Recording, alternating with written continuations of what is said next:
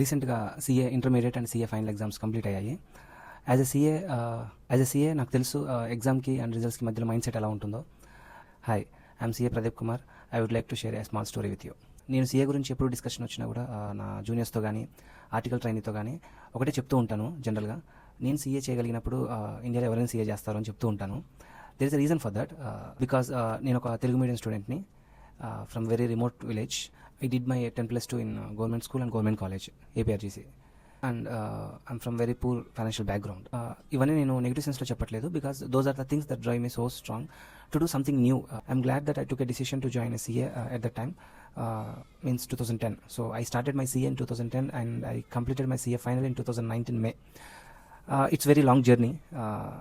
9 years. It took me 9 years to complete my CA. Final ఒక్కదానికి 4.5 years పట్టింది. There are so many reasons for that. I don't want to talk about reasons. Orange సినిమాలో ఒక dialogue ఉంటుంది, నాకు చాలా ఇష్టం ఆ డైలాగ్, మనం కారణాలతో మిగిలిపోకూడదు అని. సో ప్రతి ఫెయిల్యూర్కి ఒక రీజన్స్ ఉంటాయి. సో ఆ రీజన్స్తో అయిపోకుండా we have to cross that reasons and we have to do something else.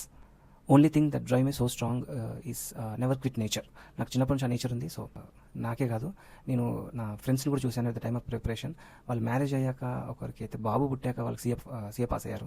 So there are so many stories around you to motivate yourself. ఈసారి ఎగ్జామ్స్ కూడా చాలా టఫ్ వచ్చాయి. సో మైండ్ సెట్ చాలా వీక్గా ఉంటుంది, నాకు తెలుసు. అవుతుందా లేదా 50-50 ఛాన్సెస్. సీఏ ఫైనల్లో ఎప్పుడు this no deciding factor, complete అయిపోతుందనే డిసైడింగ్ ఫ్యాక్టర్ ఎప్పుడు ఉండదు సీఏ ఫైనల్లో. I know that. నేను ఇదంతా ఎందుకు చెప్పాలనుకున్నానంటే, ఎగ్జామ్ రాసిన తర్వాత ఒక టఫ్ పేపర్స్ని ఫేస్ చేసినప్పుడు వీక్ మైండ్ సెట్తో ఉంటారు. So if they heard some successful stories around them, they may feel confident. Do not quit నేచర్ని మాత్రం డెవలప్ చేసుకోండి. ఇది అందరికీ సెట్ అవుతుందని నేను అన్నాను. బికాస్ మన మీద మన కాన్ఫిడెన్స్ ఉండాలి. మన స్ట్రాంగ్ పాయింట్స్ ఏంటో మనకు తెలియాలి, మన వీక్ పాయింట్స్ ఏంటో మనకు తెలియాలి. అప్పుడే సీఏ అనేది కంప్లీట్ చేయగలము. బికాస్ మీకు మీ మీద నమ్మకం ఉండి you can do it and feel ఉంటే మాత్రం డు నాట్ క్విట్ దాట్. ఎన్ని రీజన్స్ ఉన్నా క్విట్ చేయకండి. మీకు చదివిన అర్థం కావట్లేదు, మీకు ఎక్కట్లేదు అనిపిస్తే క్విట్ చేసేయండి, పర్లేదు. బట్ మీ స్ట్రాంగ్ పాయింట్స్ ఏంటో మీరు తెలుసుకోండి, దాన్ని బట్టి మూవ్ అవ్వండి. బట్ ఇఫ్ యూఆర్ క్యాపబుల్ అని నీకు అనిపించినప్పుడు, నీకు ఎన్ని రీజన్స్ అడ్డుగా ఉన్నా, యూ షుడ్ నాట్ క్విట్. ఫైనల్గా నేను ఒకటి చెప్పాలనుకుంటున్నాను.